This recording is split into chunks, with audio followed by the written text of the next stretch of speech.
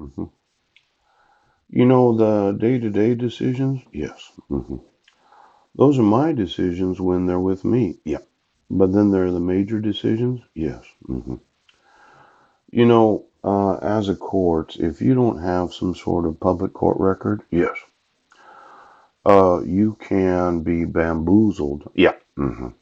Into believing the lies of the petitioner. Yeah. hmm Now, I don't know why you believe either party. Yes, you can lie your ass off. See, when making video testimony, yes, you could say, "Well, I don't believe her," even though you do. You could you could kind of lead the person into believing that you want to believe the respondent instead of the petitioner. Now, you're the ones that are you're ordering these evaluations. Somehow, it's impossible for a judge to lie. Is that right? You know, if you invited me into your chambers and I'm not so sure about what your wife is saying, and before I do what you want, this evaluation and treatment as required, yeah, I thought I should have a talk with you about what your personal thoughts are. Now, she said you're paranoid. Yes. That somebody's out to get you. That all the computers are bugged. Yes. Everybody has a chip in them. Oh.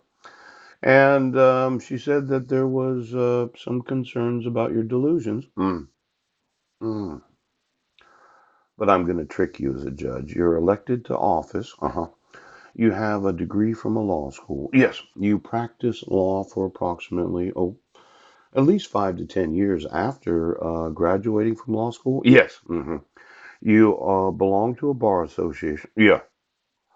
And you ran a campaign. And I'm smarter than you, and I can convince you that I'm sane when I'm not. Right. Now, when you talk about sanity, pill, you know, I could, well, I don't think it's a gift. A lot of people think I'm delusional about this. I'm somewhat perceptive. Yeah. But in the first 5 to 10 minutes of a conversation with a potential client, I could tell whether or not I want them as a client. And when you have talked to maybe two, could be 2,500 available clients, yes, after 5 years of being a financial consultant, I learned to listen in the first 5 to 10 minutes of the conversation because I managed money, approximately $60 million.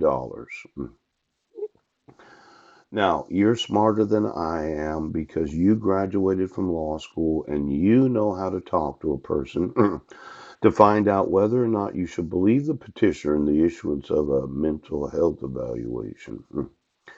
You know, you don't get 1,200 clients, yes, by sitting there every day telling people what to do right now.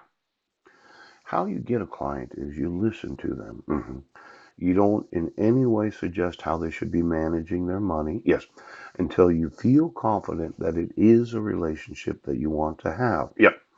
Because if you get the wrong client and the market goes down or up, depending on the investments, yes, they will blame you for their losses. Oh. No matter what happens, yes, the client will always blame the financial consultant for giving them bad advice. Yes, they'll write one of these complaints. Oh, you get to go through an arbitration. You get to answer complaints and you have to write rationales and you have to explain why it was that you recommended certain investments. Oh, see, I never used discretion, yes, as a financial advisor. No. I wanted my clients to be involved in all the investment decisions, and I made sure to write rationales when I question, is this guy going to kind of go off if things go the opposite way? Yes. And I made them sign it. Yes. And then what I would do, yes, is anytime I thought we should make some sort of investment change, yeah, I invited them in for an appointment. I explained what I was seeing in the markets, yes, why we might sell this and buy that. Oh, oh. I thought it was important to involve my clients in all the decision making. Yes. That way they could say, yes, that I didn't use my discretion. Now, as a judge, you're kind of like a financial consultant, Pooch. I'm going to advise you, the respondent, of what you're going to be able to do when it involves the earning of income. Yes. The supporting of your children. Right.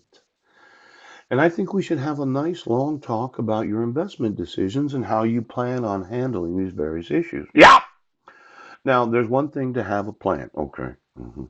But before I make you take a lithium product for the rest of your life, I'm going to make absolutely sure that I think, yeah, you have a serious delusional problem when it involves the decision making of your children. Now, for all those that think I'm being persecuted, you know, I might have had 1,200 clients. Now, that's a very close approximation. Yes, it is. But to get those 1,200, I probably interviewed 2,400. Yeah. And not everybody wanted to do business with me. Sounds surprising. Yes. As much as I could tell them what they should be doing with their money, they did not really respond to me telling them what they should do. They liked it when I suggested possible ways that we could protect their investments or increase their their. I know. I know. I'm bipolar. Oh, I seem to be going from one side to another. It's difficult to understand exactly what I'm saying.